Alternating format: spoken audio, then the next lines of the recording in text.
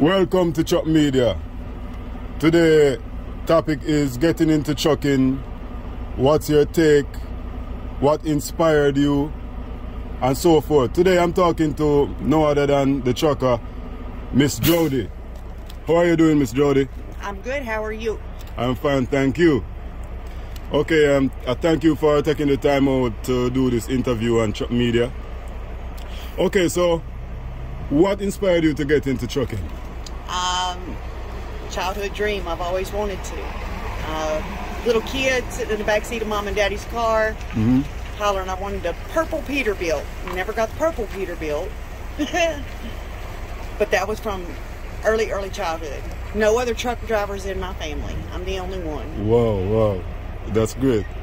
So that's passion right there. Love from a tender age. You know what I mean? So oftentimes when you're rolling and you see children say, hey, honk the horn, that one honk of that horn can inspire. You know Absolutely. what I mean? Yeah, so Absolutely. honk that horn for the children or the child that's telling you honk the horn. You know what I mean? Absolutely. Yeah. Get on that horn and stay on it. Yeah, Make you know. babies smile. Yeah, you'll never forget that smile, trust me. That's right. Right. So yeah, can you tell me how did you get into it? Otherwise, like what school did you go and what was it like? I went to Coastal Truck Driving School in Baton Rouge, Louisiana. I went with Coastal because it was smaller classes, more one-on-one time. It was very intimidating because I had never been in a truck before then. The job I was working was security at a chemical plant. They started talking about laying a bunch of us off, and I was the last one hired in. And when the boss looks you dead in the eye, you know. This was back in 2005. Right. So it kind of gave me the push that I needed. I kept straddling the fence. Do I want to do it? Do I want to do it? I can't do it. It gave me the push I needed. I went and did it. Right. Very good. So is there a lot of women drivers now? There are a lot more that I see now than I did when I first started in 2005. And it's great to see women out there. There's a lot of women that I do pass that are playing on their phones. But there's men too. Put your phones down and drive your damn truck. Yeah. Safety first. Have a phone holder or something, you know? Yeah, well, I've got mine. You see, it's mounted on a magnet. Yeah, I see that. Yeah. I don't play with my phone.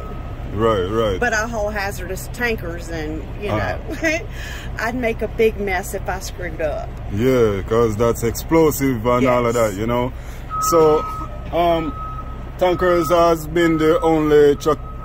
I did haul grain hopper bottoms for about a year, and I had to come back to the tanker. I like my liquid sloshing. Yeah, you know, it seems like women love this tanker more than men because the way you all talk about it, yeah, it surprised me because I would think women would want to stay away from it, but it's the other way around, you know?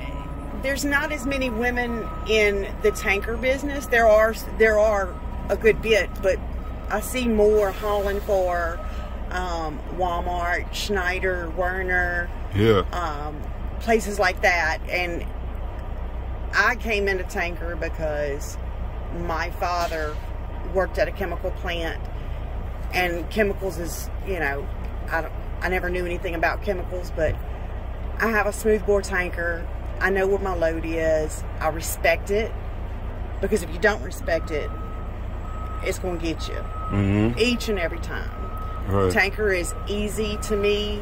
You pull in at your customer, you get loaded, you get out, you get to your customer, you get offloaded. Typically, hour, 2 hours, you're back on the road. I go out and I come back in. I'm not gone for weeks at a time. I'm not washing out on the road and all that good stuff. Right. So to me, it's easier. Okay.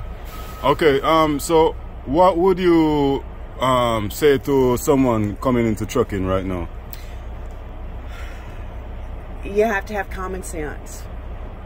Don't listen to everything that a company is trying to sell you.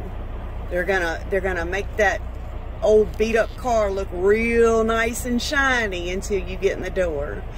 Do not go with a company where you have to sign a contract so many months or years of your life to get your C.D.L. You're screwing yourself if you do that. Ladies, you can check with your unemployment office. They have a program called W.I.A. It's Women in Action. Have your high school diploma or your GED. Go in, talk to them. That's how I went to truck driving school in 2005. Gentlemen, I don't know what to tell y'all on how to get assistance on going to truck driving school, but you have to have common sense. You can't go in with blinders on. You can't go in and eat all the ice cream that they're selling you, because that's not how it is. Right.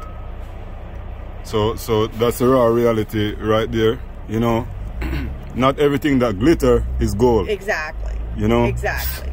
Yeah. So do some research on whichever school that you would like to go to, or training institution that you would like to go to before you make that first step. Absolutely. Right. So from that time till now, how do you see this industry?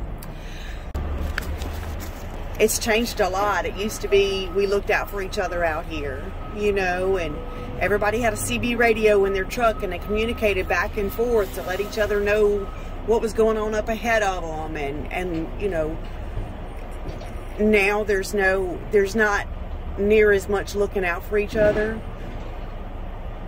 I call them the new class of truck drivers. They'll sit there in their truck and watch you hit somebody else. Yeah. Not me personally, because I've seen it. You know, instead of getting out and helping direct a driver, you know, into a spot, they'll sit there and watch them and laugh and then criticize instead of helping. You know, right. A lot of drivers nowadays, they do not have a map in their truck. You need a map in your truck. Do not rely on a GPS. It will get you in trouble. And I don't care if it's a truck and GPS, it will get you in trouble. Mm-hmm.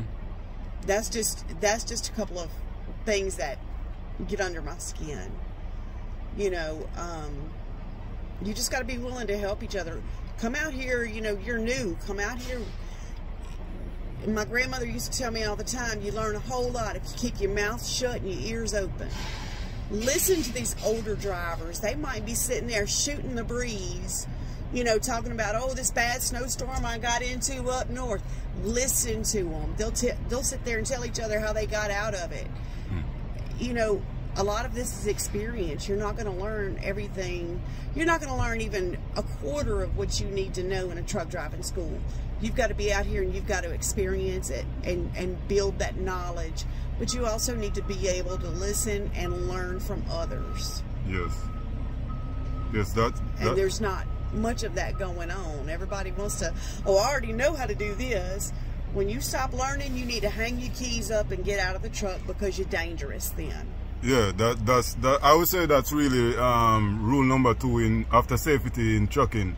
You know, if you think you know everything, just hang those keys up. Absolutely. It's time to go. Absolutely. You know, so that's a lot of wisdom from the wise right there. So Miss Jody, tell me, what would you say is your favorite big rig? The one I'm sitting in.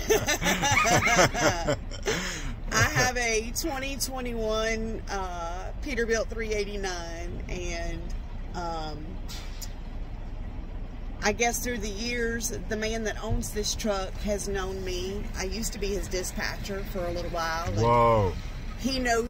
So I was his dispatcher, and then I changed companies as he did, and he saw me, you know, past couple of years, leaving the yard, weekends, holidays, it didn't matter. I'm chasing money. And he came to me a little over a year ago. He found out I put my 2-week notice in. And I only put my 2-week notice in because they were trying to put me in an automatic. There's nothing wrong with an automatic unless it's in a smoothbore tanker.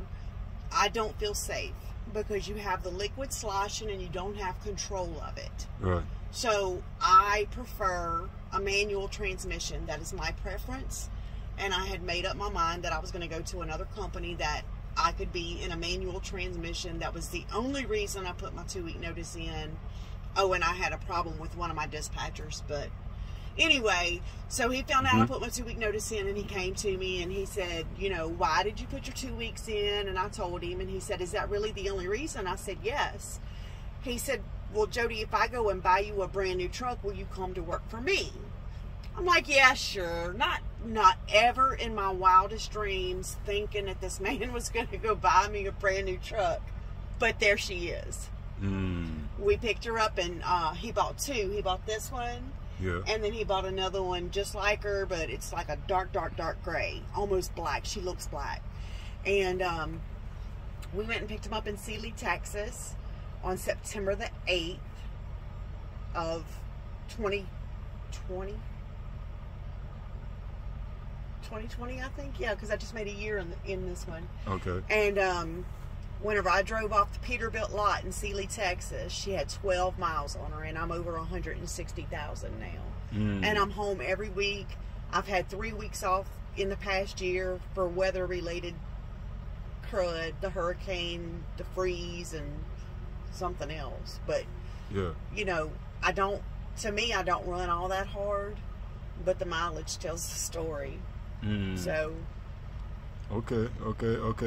So, yeah, you said you were a dispatcher once. Can you shine a little light on that? Just a brief light on that. I couldn't stay in the dispatch office because I refused to lie to another driver. I was a driver first and foremost.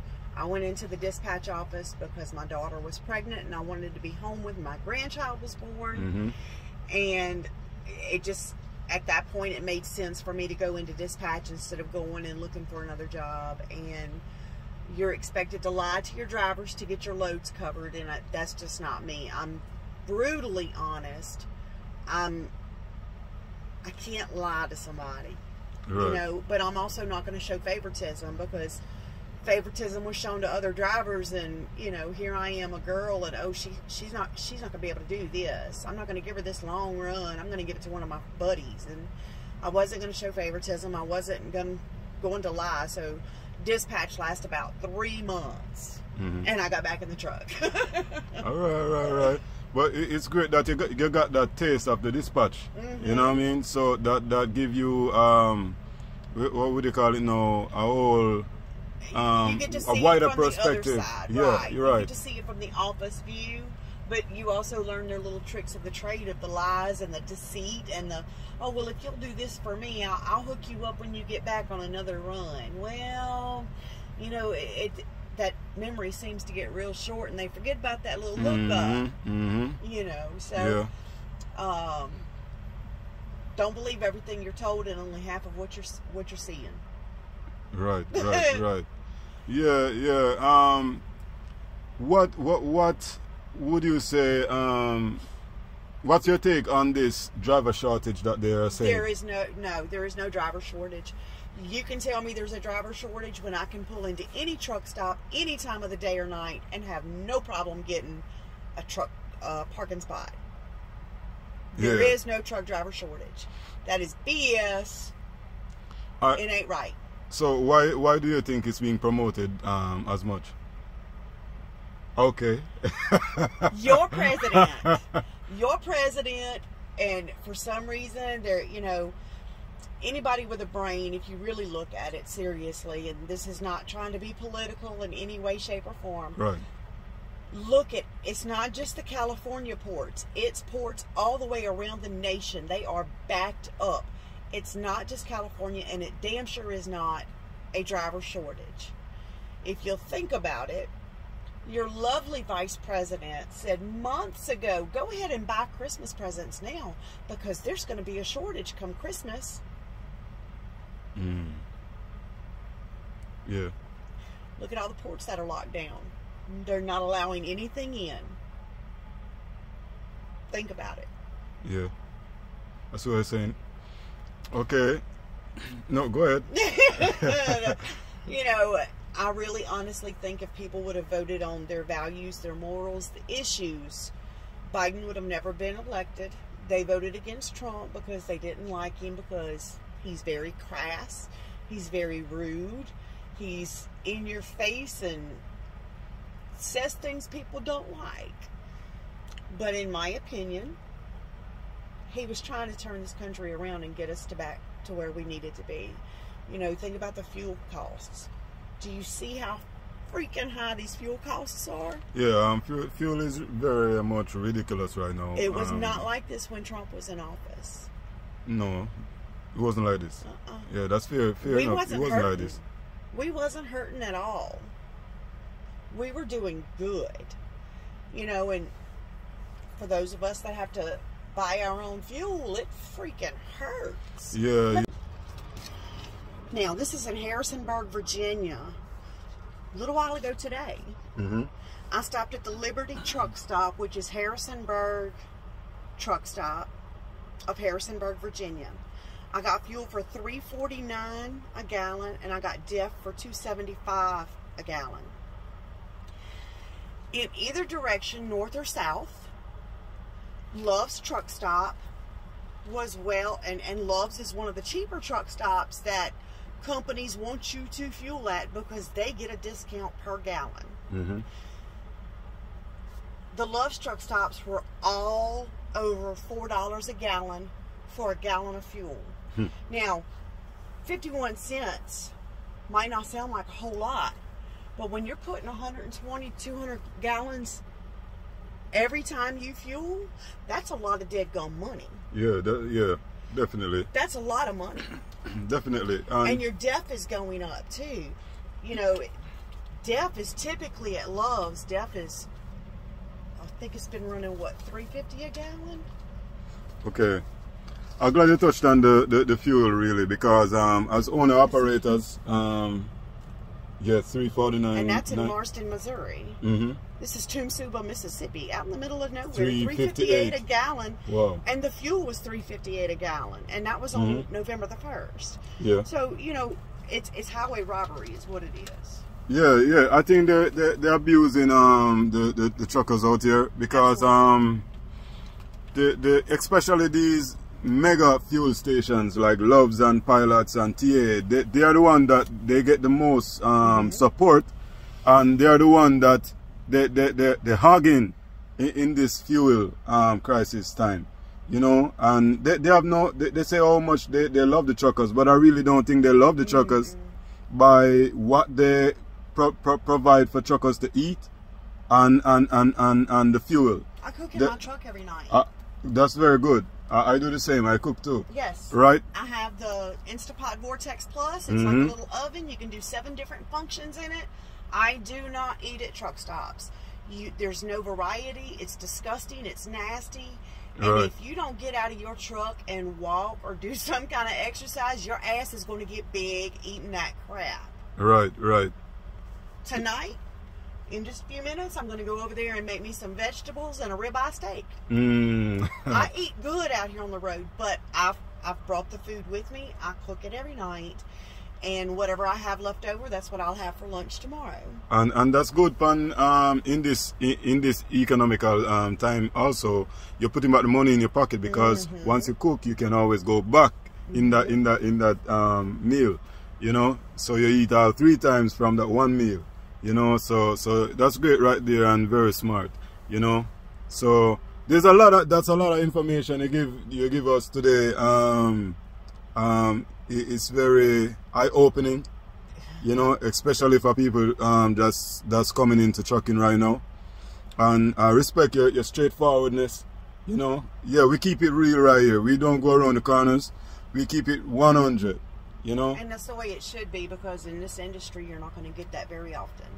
Right. Everybody has their own agenda and their own purpose, and you know, you just need to be honest about what you want, what you expect, and what you will not allow to happen to you. Don't settle for less. You're worth more than that. Right, right. Another thing, are you looking to retire soon? No. What? No, they will have to pry my cold dead fingers off of that wheel before I retire. All right. I've got 5 grandkids, and I have done a wonderful job of spoiling them absolutely rotten. And when Mama comes home, they expect their donut money. Right. And they get their donut money. Yesterday, one of my grandchildren had to go to the doctor. She's got an upper respiratory infection, but they tested her for COVID. Right. Well, it hurt her little nose, and she had a little bit of a nosebleed, and she FaceTimed me. She was crying. So, of course, Mama had to send money and made Mama go get her some lunch when they left the doctor's office, and that made her hurt feelings and nose feel better. Yes. I've done a wonderful job of spoiling these kids, and I can't quit. That's good. That's very good. And also I know that you are an inspiration to them right now. So it wouldn't be surprising when they get even older and they say, "Hey, I want to drive truck." Oh God, Lord. You know? Yeah, that's inevitable. You know? Well, I'm raising my granddaughters to be very blunt and outspoken, like I am. Right. Because there's too many girls being raised to just allow someone to talk to them or treat them any way that they see fit. Not in my family. It's not going to happen. Yeah. And my grandson, I'm teaching him that, you don't have to let anybody treat you any other way either. You need to stand up for yourself and stand up for your sisters. Exactly. And so far it's working. So far. Very good, very good. Okay. All right, so there you have it from Jody, Miss Jody. A lot of wisdom and knowledge she's giving. So just take the time out to dive into all these wisdom and knowledge and do your own research before you make a step into this business. Especially for the women. She dropped a lot of jewels. She spoke about the W.I.A program. The W.I.A program. You can get that. It's offered in every state by the government. So you can get that. That's a easy, not easy, but that's also a channel. A channel for you to get in this industry. Yes. Right? So there you have it. Thank you once again, Miss Jody, for taking the time out. One more thing before you go. Yeah, please do. Ladies, remember, each and every one of you is a beautiful badass. Do not accept less than what you're worth. Set that bar high and reach for the stars, and don't ever stop reaching. Reach your goals and pass it on to other ladies. Be there for each other. Straighten each other's crown. This petty drama crap, don't play into that. Just be yourself. Be that beautiful badass that you are, and help each other out. Okay, I'm done. That's it. All right. That's it on Chop Media. You know what we say? With a positive mindset, you can achieve anything. So let's get it.